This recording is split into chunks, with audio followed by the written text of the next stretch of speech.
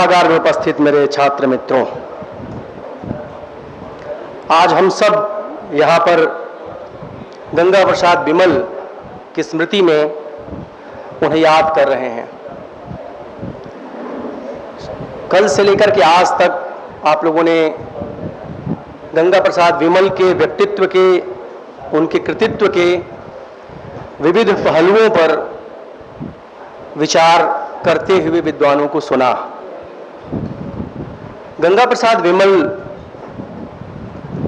मेरे अध्यापक थे। मैंने उन्हें काशी हिंदू विश्वविद्यालय में देखा था। उनकी कक्षाओं में जाने का अवसर नहीं मिला, लेकिन अक्सर विश्वविद्यालय परिसर में घूमते हुए उनसे गाहे बगाहे मुलाकात हो जाती थी।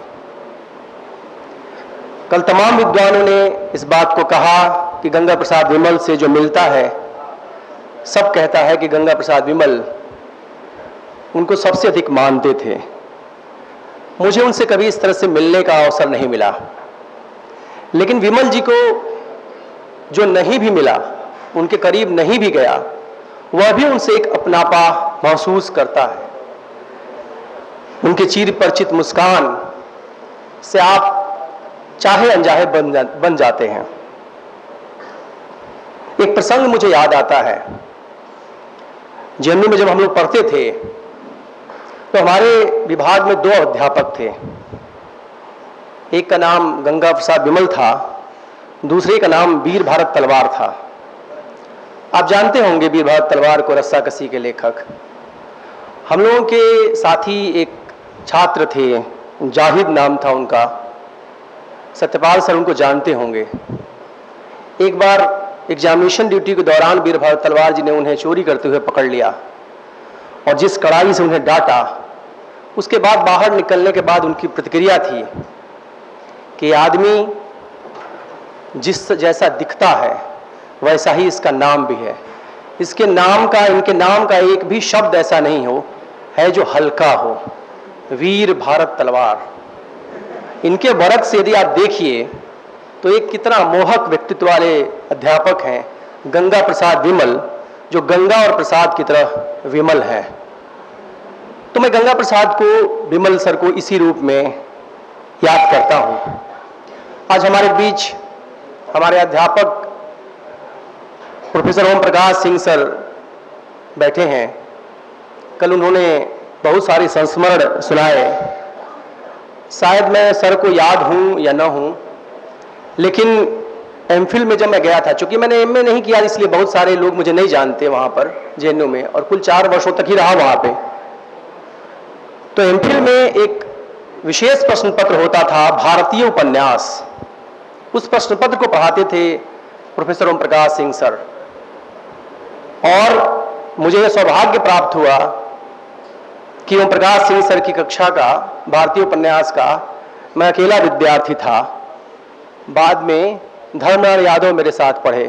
भारतीय उपन्यास सर ने जैसा पढ़ाया था, चाहे वो संस्कार हो चाहे चेमिन हो, वह भी मुझे याद आ रहा है। आज के इस अवसर पर मैं उनके उस अध्यापन को याद करते हुए गंगा प्रसाद विमल जी के बारे में कुछ बातें कहना चाहता हूँ।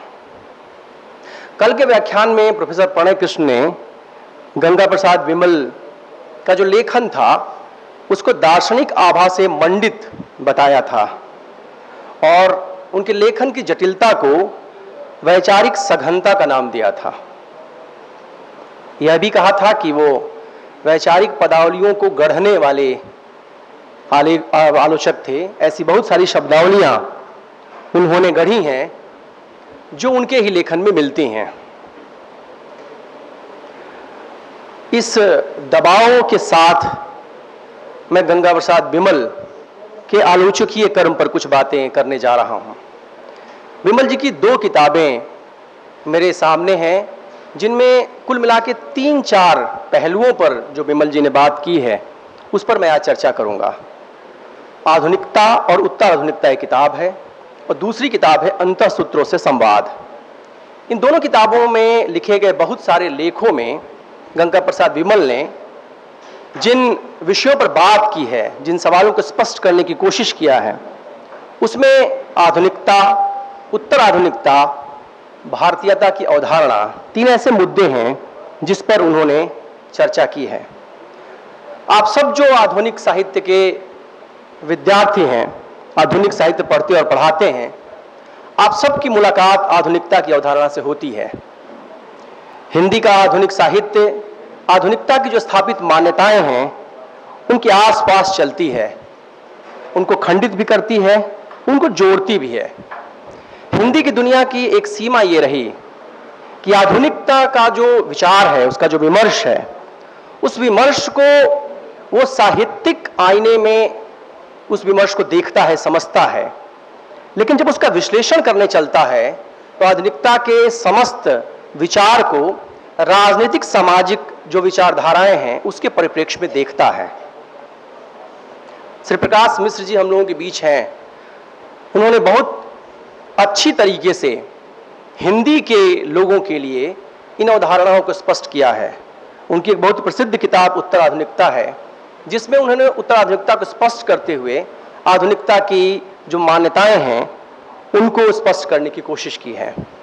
उस परिप्रेक्ष्य को ध्यान में रखते हुए यदि बिमल जी पर बात की जाए तो हम ये कह सकते हैं कि बिमल जी ने आधुनिकता की जो वैश्विक अवधारणा थी और उसका जो भारतीय संदर्भ था उसको व्याख्यायित करने की कोशिश की, उसके मूल आधारों पर विचार करने का प्रयास किया।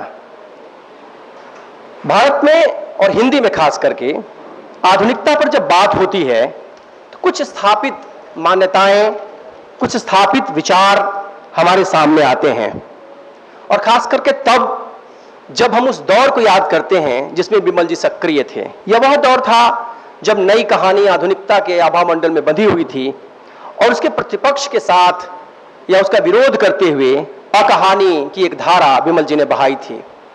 इस अवधारणा से एक बात निकलती है कि कहीं बिमल जी आधुनिकता की अवधारणा की आलोचना तो नहीं कर रहे थे, उसका खंडन तो नहीं कर रहे थे, लेकिन मुझे लगता है कि बिमल जी ने आधुनिकता की अवधारणा को भारतीय संदर्भों में व्यवस्थित किया।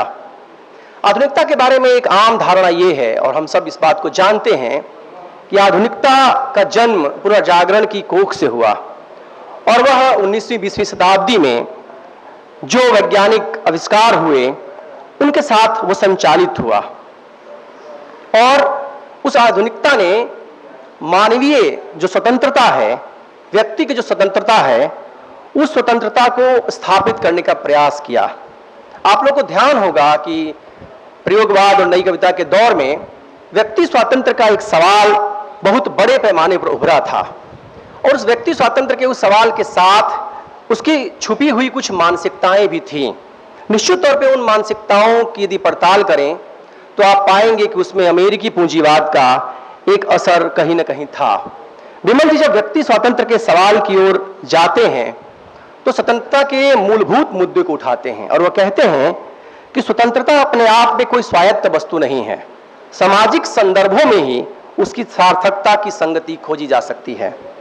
हिंदी की दुनिया में आधुनिकता ने व्यक्ति स्वातंत्र्य के सवाल के साथ साहित्य को सामाजिक संसार से विरत करने की जो कोशिश की, गंगा प्रसाद बिमल उसको उसके मूल रूप तक ले जाते हैं, यानी कि उसे उसकी सामाजिक चेतना के साथ जोड़ते हैं, और वो कहते हैं कि स्वतंत्रता वस्तुतः एक मानवीय चेतना है जो आत्म चेतना से उदित होकर सार्वजनिक स्वतंत्रता के फलक तक विस्तृत हुई है।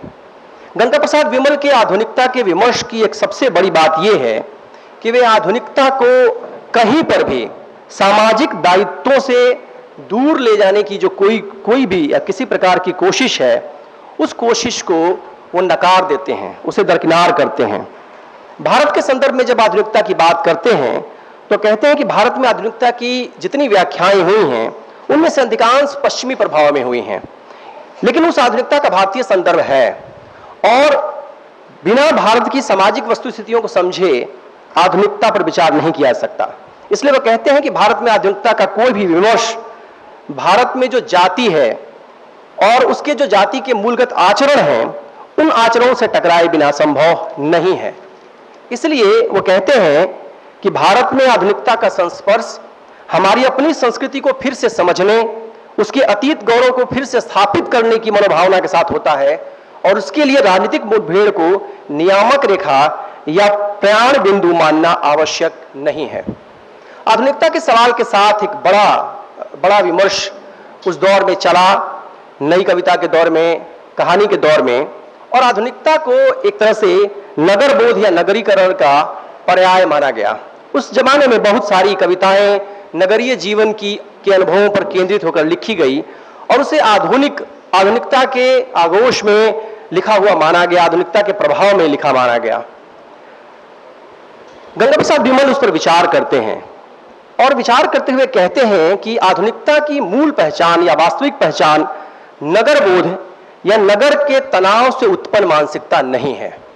वह कहते हैं कि केवल नगरीकरण ही नहीं है या नगरीकरण ही केवल आधुनिकता की पहचान नहीं है, बल्कि आधुनिकता की पहचान नगरीकरण की जगह पर वो कहते हैं कि आधुनिकता की मूल पहचान तकनीकी विकास है। और वह कहते हैं कि यदि नगरीकरण को ही आधुनिकता की पहचान के रूप में हम स्थापित करेंगे तो उन गांवों, उन पिछड़े समाजों, उन आदिवासी समाजों का मूल्यांकन आधुनिकता के आईने में कैसे कर पाएंगे जहां नगरीकरण का प्रभाव पहुंचा ही नहीं है। लेकिन वो कहते हैं कि तकनीकी विकास उन समाजों में पहुंचा है और वह जो विकास वहां पहुंचा है उसके माध्यम से आधुनिक चेतना भी क्षण करके वहां पर गई है। इसलिए एक बड़ी स्थापना जो आधुनिकता को लेकर के नगरीय बोध या नगर बोध के साथ उसको जो जोड़ने की कोशिश थी, उससे अलग जाकर के वे उस तकनीकी विकास को आधुनिकता की पहचान का आधार बनाते हैं, जिस तकनीकी विकास ने लोकतांत्रिक चेतना का एक तरह से प्रचार प्रसार किया, सुविधाओं का, संसाधनों का एक लोकतांत्रिकरण करने का प्रयास किया। तो आधुनिकता को वो नगर बोध की जगह पे तकनीकी विकास के परिप्रेक्ष्य में देखते हैं। इन कुछ बिंदुओं के आधार पर हम ये देख सकते हैं कि जो गंगा प्रसाद विमल हैं, उन्होंने आधुनिकता की जो कुछ हिंदी की दुनिया में स्थापित मान्यताएं थी, उन स्थापित मान्यताओं के लिए एक नई दृष्टि देने की कोशिश की। जो किताब उनकी आधुनिकता उत्तर आधुनिकता है, उसमें करीब 9 लेखों में से 8 लेख आधुनिकता पर केंद्रित हैं। इससे भी पता चलता है कि गंगा प्रसाद बिमल आधुनिकता का जो विचार था उससे कितने गहरे प्रभावित थे। इस प्रभाव का परिणाम यह नहीं था कि आधुनिकता के बाद आई हुई उत्तराधुनिक जो चेतना है या उत्तराधुनिकता का जो विमर्श है, उस विमर्श को गंगा प्रसाद बिमल संशय की नजर से देखते हैं। आमतौर पर हिंदी में यह हुआ है कि आधुनिकता से प्रभावित जो लोग हैं, और गंगा प्रसाद बिमल आधुनिकता के संदर्भ में एक बात और कहते हैं कि आधुनिकता का पूरा चिंतन एक रेखीय नहीं है। वो कहते हैं कि आधुनिकता में बहुविध जो स्वर हैं, विविध प्रकार की विचारधाराएं जो है एक साथ एकत्रित होती हैं और वो आपस में संघर्ष करती हैं। जो भी आधुनिकता को एक रेखीय तरीके से देखता है या उसका विश्लेषण करता है, वो आधुनिकता को सीमित करता है। इसलिए कहते हैं कि आधुनिकता की एक रेखा या एक जो परिस्थिति है या एक जो उसकी स्थिति है, वो अमेरिकी पूंजीवाद में भी दिखता है और दूसरी तरफ जो है सोवियत संघ के समाजवाद में भी दिखता है। दोनों आधुनिकता के ही देने हैं। इन दोनों स्वरूपों को हमें देखना और समझना होगा। तो आधुनिकता पर विचार करने वाले जो लोग हैं, जो विचारक हैं, उन विचारकों ने, चाहे वो समाजवादी खेमे के हों चाहे पूंजीवादी खेमे के हों, उन लोगों ने उत्तराधुनिक विमर्श को संशय की नजर से देखा। लेकिन गंगा प्रसाद बिमल ने उसे संशय नहीं बल्कि सवालों के परिप्रेक्ष्य में देखा, उस पर विचार विमर्श किया। और वो हिंदी के उन कुछ आलोचकों में थे जिन्होंने उत्तराधुनिकता के बारे में कहा कि यह नई संभावनाओं का द्वार खोलने वाला समय है। यानी कि उत्तराधुनिकता के विषय में इतनी सकारात्मक टिप्पणी हिंदी में गंगा प्रसाद बिमल जैसे और कुछ आलोचकों का ही देखने को मिलता है कि उन्होंने ऐसा विचार किया। उत्तराधुनिकता के बारे में आप जानते हैं कि उत्तराधुनिकता का जन्म उस अवधारणा से हुआ जिसमें जो आधुनिकता की जो स्थितियां थीं, उसमें जो ज्ञानोदय युग आया, महावृत्तांतों की जो रचना हुई, उस महावृत्तांतों का जब वास्तविक भेद खुला और पाया गया कि महावृत्तांतों के दौर में, ज्ञानोदय के दौर में मनुष्यता की जो बात की जाती थी और महान मानवता की स्थापना की जो बात की जाती थी, उस मानवता में जो मानव है, मनुष्य है, वह असल में यूरोपीय श्वेत पुरुष है। वो न उस मानवता में न स्त्री शामिल है, न उसमें काले लोग शामिल हैं और न यूरोप की दुनिया के बाहर के लोग शामिल हैं। और इन सवालों के साथ आधुनिकता के ऊपर प्रश्न खड़ा किया उत्तराधुनिकता ने, और इस बात को बहुत बेहतर तरीके से विमल जी ने पहचाना। वो कहते हैं कि यदि हम 20वीं सदी की विफलताओं की सूची बनाएं तो उसमें विश्व युद्ध और क्रांतियां भी हमें उत्तराधुनिक युग में मनुष्य मस्तिष्क की अपरिपक्व योजनाएं लगेंगी। मतलब कि यदि उत्तराधुनिक नजरिए से हम देखें तो क्रांतियों का वह दौर ऐसा लगेगा जैसे अपरिपक्व मस्तिष्क की देन है। वो उत्तर आधुनिकता को इसलिए भी याद करते हैं कि वह बहुलता की व्यापक समर्थक दृष्टि है, और इस नजरिए से उत्तर आधुनिकता को वो व्याख्यायित करते हैं। लेकिन साथ ही साथ वह उत्तर आधुनिकता को लेकर के समाज को सचेत भी करते हैं। वो कहते हैं कि जिस तरीके से आधुनिकता में तकनीकी विकास को केंद्र में रखा गया, वैसे ही उत्तर आधुनिक समय में ज्ञान को और सूचना को केंद्र में रखा गया। वो कहते हैं कि ज्ञान और सूचना का जो भयंकर विस्फोट है, उस विस्फोट ने भी बहुत सारी समस्याएं खड़ी की हैं। वो कहते हैं कि इस विस्फोट के चलते उत्तर आधुनिक समय में एक नए किस्म का समीकरण खड़ा हुआ है। वह समीकरण जो है अति पूंजीवादी और बाजारवाद का एक भयानक विस्फोट के रूप में हमारे सामने आता है। इसलिए उन उत्तर आधुनिक समीकरणों को भी हमें देखना और समझना और जानना होगा। ये संक्षेप में उनकी उत्तर आधुनिकता और आधुनिकता के संदर्भ में उनके जो विचार थे उसको मैंने रखा। भारतीय साहित्य पर उनके जो कुछ विचार हैं उसके बारे में मैं आपसे कुछ साझा करना चाहता हूं। अंतःसंतरों के संवाद जो किताब है, उसमें मैंने 3-4 लेख लिखे हैं भारतीय साहित्य को लेकर के। भारत के भविष्य में अतीत की भूमिका, भारतीय साहित्य अंतःसूत्रों की एकबद्धता, भारतीय साहित्य की वैश्विक मान्यता का प्रश्न और हिंदी के भारतीयतर विश्व दृष्टि में भारतीयता। कल प्रणय सर कह रहे थे कि इस पुस्तक के बहुत सारे लेख भारतीय साहित्य के विद्यार्थियों के लिए बहुत उपयोगी हैं। उनकी यह बात बिल्कुल जायज है, और इन लेखों को पढ़ने से भारतीय साहित्य के संदर्भ में एक दृष्टि मिलती है, जिस पर सांकेतिक रूप से, क्योंकि समय कम है, मैं आपको टिप्पणी करना चाहता हूं। भारतीय साहित्य को लेकर के कहा जाता है कि भारतीय साहित्य का एक प्रमुख अंग तुलनात्मक साहित्य है, और हम सब भारतीय साहित्य को पढ़ते हुए तुलनात्मक साहित्य को पढ़ते हैं। लेकिन गंगा प्रसाद बिमल ने भारतीय साहित्य को तुलनात्मक साहित्य के अंग के रूप में देखने का विरोध किया। उन्होंने कहा कि भारतीय साहित्य असल में एक समग्र अवधारणा है, और इस समग्रता के भीतर जो बहने वाली भावधारा है, उस भावधारा को हमें पहचानना होगा। जब हम तुलनात्मक अध्ययन के रूप में भारतीय साहित्य को पढ़ते हैं, तो हम असल में भारत की विभिन्न भाषाओं में लिखे गए साहित्य को अलग अलग करके देखते हैं। उन भाषाओं के भीतर बहने वाले एकता का जो सूत्र है, उस सूत्र को हम पहचान नहीं पाते। दूसरी बात उन्होंने कही कि भारतीय साहित्य को पढ़ने के लिए हमें अनिवार्य रूप से पश्चिम के उस छद्म को तोड़ना होगा, जिसने कि भारत की एक बहुत ही ऐसी अजीब किस्म की धारणा बनाई है, जो भारत को केवल नटों के देश के रूप में याद करता है। उन्होंने भारतीय साहित्य को देखने और समझने के लिए कुछ और प्रस्थान बिंदु दिए। उन्होंने कहा कि भारत को या भारतीय साहित्य को कैसे देखा जाए। उन्होंने कहा कि उन्हें विदेशी यात्रियों के वृतांतों में हम भारतीय साहित्य को पाते हैं, जो भारत के वैभवपूर्ण अतीत से मुग्ध होकर के यहाँ आए थे। उनके लेखन में भारत को जानने की तड़प थी। उन आक्रांताओं की नजर से भी भारत को देखा जाना चाहिए, जो आए थे आक्रांता बनकर, लेकिन भारत की माटी में मिलकर एकमेक हो गए। उन गिरमिटिया मजदूरों की नजर में भी भारतीयों को खोजना चाहिए, जो आज भी उनके नाम पर चिहुक उठते हैं। भारत को न सभ्यता के अहंकार से भरे उपनिवेशवादियों की नजर से जाना जा सकता है, और न ही राष्ट्रवाद के अभिमान में डूबे देश प्रेमियों के डंडे से। भारत इन दोनों पेंडुलमों के बीच झूलता हुआ कोई अवधारणा नहीं है, बल्कि इनके बीच से निकलती हुई एक धारा है। इसलिए भारत बोध और भारतीयता की यदि कोई एक पहचान स्थापित नहीं हो सकती, यह तो मैं कोट कर रहा हूं बिमल सर को, कि उन्होंने लिखा है कि यह तो एक मजबूत रस्से के भीतर अनगिनत डोरियों वाला संगठन है। अनेकता में एकता के साथ ही भारत का अनुकरणीय भाव यह भी है कि इसकी एक एक विशेषता के सम्मिलन में बहुत सी स्वतंत्र विशेषताएं झलकती हुई सी दिखाई देती हैं। इसलिए भारतीयता को केवल इस तरीके से संकुचित नजर से देखना और भारत बोध को राष्ट्रवाद की आगोश में देखने की जो बातचीत है, उसका वो विरोध करते हैं। एक बात पर और थोड़ा सा समय लेते हुए मैं कहूंगा कि भारतीयता की अवधारणा के साथ साथ बात करते हुए बिमल जी ने एक नवीन किस्म की अवधारणा की ओर उन्होंने इशारा किया है, और वह है एशियाई विमर्श। बिमल जी कहते हैं कि एक एशियाई विमर्श की भी अवधारणा या एशियाई जो विमर्श है, उसके बारे में भी हम विचार कर सकते हैं, और कहते हैं कि इस एशियाई विमर्श के केंद्र में यदि कोई होगा तो वह होगा भारतवर्ष। वो कहते हैं कि एशियाई देशों में सांस्कृतिक विनिमय अनेक स्तरों पर हुआ है। भारत के आसपास के, खास करके दक्षिण के जो देश हैं, चाहे वर्मा है, भूटान है, नेपाल है, इन देशों के जो सांस्कृतिक जो विरासतें हैं, उनकी जो सोच है, उनकी जो वैचारिकता है, वो दीर्घ काल से व्यापारिक विनिमय के माध्यम के द्वारा, आक्रमणों के द्वारा, एक दूसरे के पास आने जाने के द्वारा या साहित्यिक संस्कार, साहित्यों के संचरण के द्वारा इनके जो सांस्कृतिक बोध है वो एक जैसा जो है विकसित हुआ है। इसीलिए आप देखिए कि आजादी के पहले जो हमारी आजादी की लड़ाई थी, उस लड़ाई के नेताओं ने अपने स्वाधीनता के संघर्ष के साथ एशिया के अनेक देशों के संघर्षों का स्वागत किया था।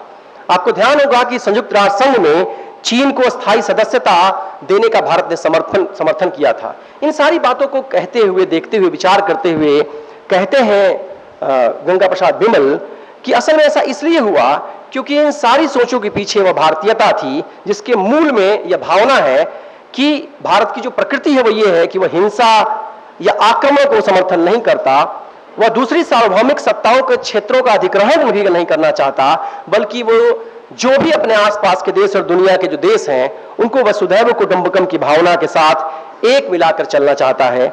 इसलिए वो कहते हैं कि यदि हम ध्यान से देखें तो हम पाएंगे कि भारतीयता की जो हमारी पहचान है, जो हमारी अवधारणा है, वो केवल भारत की वर्तमान राष्ट्रीय सीमाओं के भीतर ही नहीं है, बल्कि उन सीमाओं से परे जाकर के संपूर्ण एशिया के भीतर हम भारतीयता की उस अवधारणा को देख सकते हैं। इस तरह से उन्होंने दो तीन जो मुद्दे थे, आधुनिकता, उत्तराधुनिकता और भारतीयता का, उसको एक अलग तरीके से और जहां पर अलगाव था उन्हीं बिंदुओं को मैंने आपके सामने प्रस्तुत करने की कोशिश की है।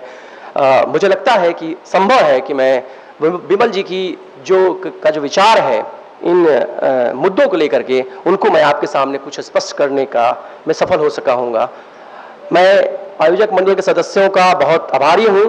खास करके मैं अपने साथी मित्र जो एक तरह से जिनको मैं कहता हूँ कि गंगा प्रसाद विमल की ही एक तरह से प्रतिकृति हैं, अपने लक्ष्मण जी, मैं उनको बहुत बहुत धन्यवाद देना चाहता हूँ कि जिस लगन के साथ, जिस आत्मीयता के साथ उन्होंने गंगा प्रसाद विमल के ऊपर यह कार्यक्रम कराया और बगैर किसी संसाधन के अपनी एक, जिसको कहता हूं मैं कि आपके पास चाहे वह बतौर अध्यापक हों, चाहे बतौर लेखक हों, चाहे बतौर विचारक हों, लक्ष्मण जी के अंदर एक मजदूर वाली जो एक प्रकृति है कि ठहर के, थम के और जम के काम करने की, उस प्रकृति को और उसके परिणामों को आप इस कार्यक्रम में देख सकते हैं। इसके लिए मैं लक्ष्मण जी को और अपने प्रिय कवि बसंत त्रिपाठी जी को बहुत बहुत धन्यवाद देता हूं कि उन्होंने इतना सुंदर कार्यक्रम कराया। बहुत बहुत आभार।